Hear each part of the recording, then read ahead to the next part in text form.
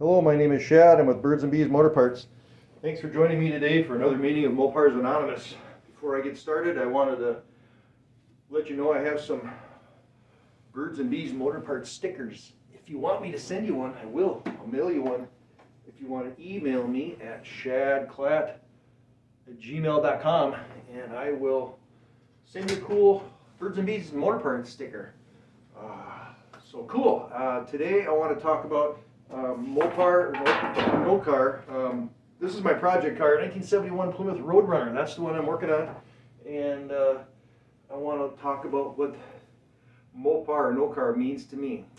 Since I got that car 4 years ago, I've kind of figured out that there's a certain amount of accountability that's required to have one of these cars. There's three things that kind of stand out. First of all, it's challenging to save up and buy one to begin with. They're very expensive cars. Back in the 80s when I was in high school, you could pick up an old muscle car for, maybe a few $1,000s and work on it and have a good time. Nowadays, they're really expensive. They're really hard to find. And, if you can find one, just to afford it is challenging. So, especially look at these auctions. These cars are going for tons of money. And anyways, to be able to have one, it means you have to be accountable. It means you have to work hard. I had to work, extra jobs and sacrifice, maybe going on some vacations and stuff in order to have this car. And it's worth it to me because I really enjoy working on it and driving it and making these videos. So it's a good time for me. Then the next thing is being able to work on it. In order for me to be accountable to myself, I want to be able to work on this car as much as possible. Clearly, I have to depend on other people to help me sometimes, but overall, I'm doing most of it myself. Clearly, it needs an alignment now. I got to bring it in to have that done, and I'll need some more help down the line. But again, I can't afford to pay someone to work on it, so I just need to be accountable and work on it myself. And then the last thing that I can think of as far as having these cars, again, it's a 1971 Plymouth Road Runner, and it's an automatic, so it's not that hard to drive, but they're old cars. It's an old car. It's hard to get used to driving. After driving a modern car, I have a truck that I drive, and driving that for work every day and then driving a muscle car around town in traffic is tricky. So it's about being safe. I don't want to put anyone else in danger, any passengers or anybody that's around me. So I got to be able to be aware of safety features, having good brakes, good electrical, things that aren't going to fall off. So I need to be responsible for me, and to that extension to my car. That car needs to be safe, it needs to run good, it needs to be maintained and all that kind of stuff. So in this day and time, it's about being accountable. It's about being independent as far as I'm concerned. MoPar or no car. It's when they first came out with the Road Runner in 1968, it was about having a cheap car that could go fast. It was kind of a stripped down version. Mine didn't even come with carpeting. It was just a big block, V8, awesome sounding car, and it gave people an opportunity to get into something that wasn't too expensive back then.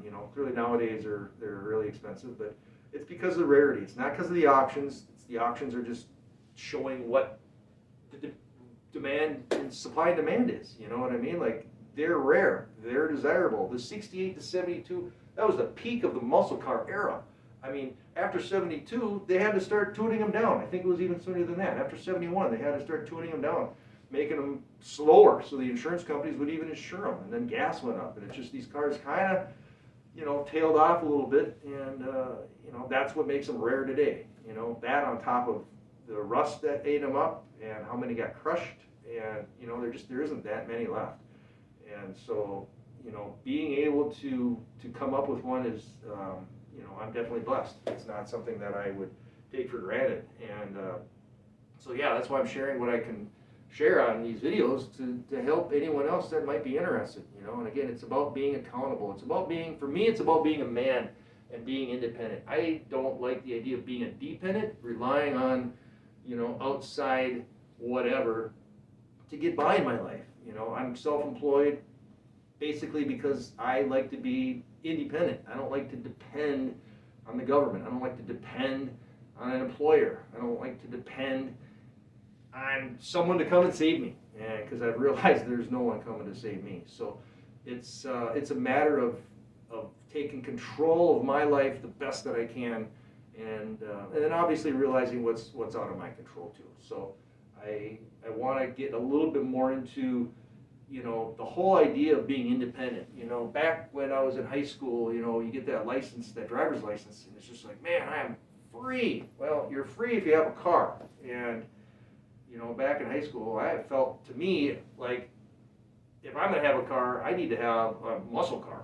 And so, that was the direction I went. And, that's the feeling that I'm trying to hold on to, that feeling of freedom, being able to work on your own car and go out and drive it and enjoy it and share experiences with your friends. I mean, that to me is the most important part about it, sharing these experiences with other people.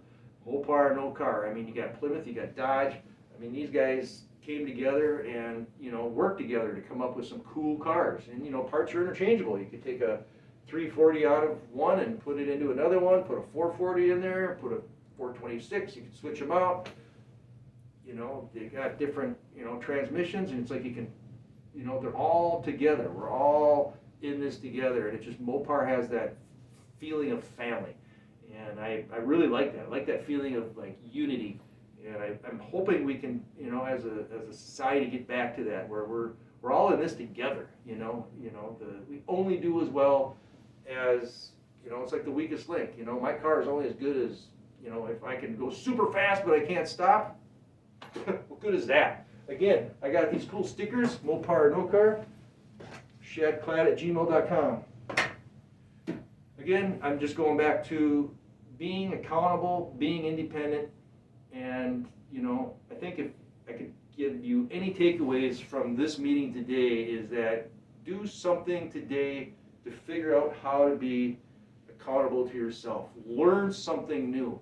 You know what? These jobs that we have, these desk jobs that a lot of my friends have, I mean, they're going away fast. I think last year alone, I don't know what it was, like 15% white-collar jobs are gone. And people got to figure out something else to do. What are you going to do? What can you do that AI can't do? I'll tell you what AI can't do. They can't turn a wrench. They can't paint a car. They can't fix a transmission. Learn how to do that stuff and you got yourself a job. You know what I mean? Figure out how to, I had to learn how to, I build fences. That's my job. I don't think it's anything outlandish or special. It's just what I do. I learn how to build fences. I do them on my own, and it's a good time. I get to be outside, but I'm working with tools, and I know for a fact AI isn't going to come and take my job. What's AI going to do? Dig a hole and put a post in the ground? No. So I'm not trying to promote what I'm doing. I'm just trying to be helpful in the sense that things are changing out there, and guys, we're in a position where we need to pivot. And I mean, I'm in my 50s. I'm hoping to live a long time, I mean, I may have 20, 30, 40 years left, hopefully. That's a long time, but you know what I mean? I got to do something with my time. And, if AI is coming to take our jobs, the government's not helping out anybody, I mean, I got to figure this stuff out on our own. I mean, how do you know if they're not going to flip a switch and all these new cars that have chips aren't going to just shut off? Then what? Then we're going back to these old cars. That's when I'll be driving this thing.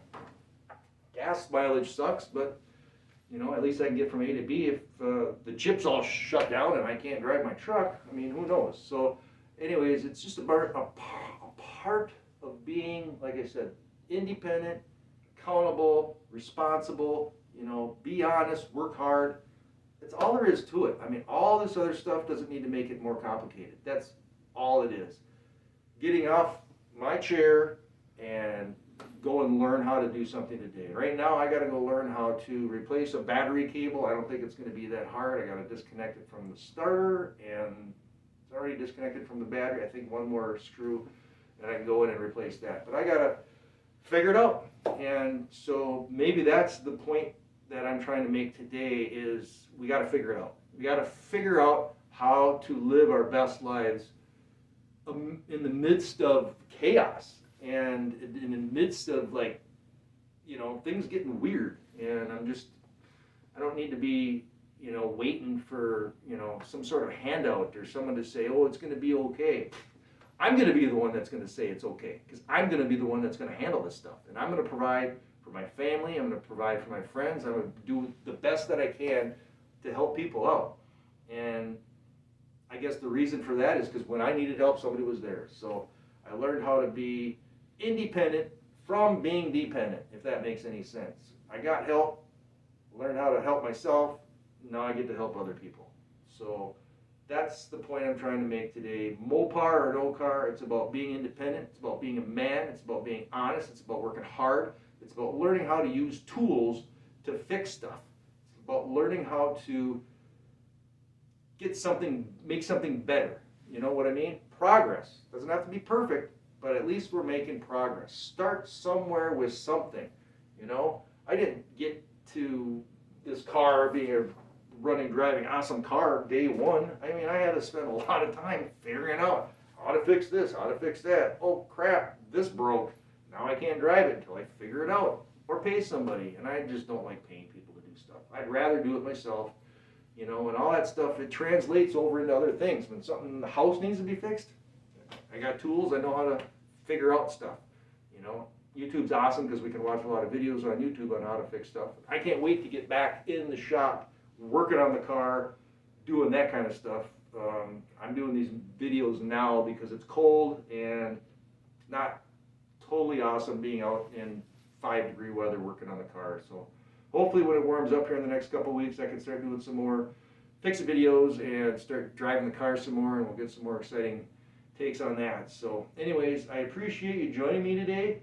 Again, if you want one of these cool stickers, email me at shadclatt@gmail.com.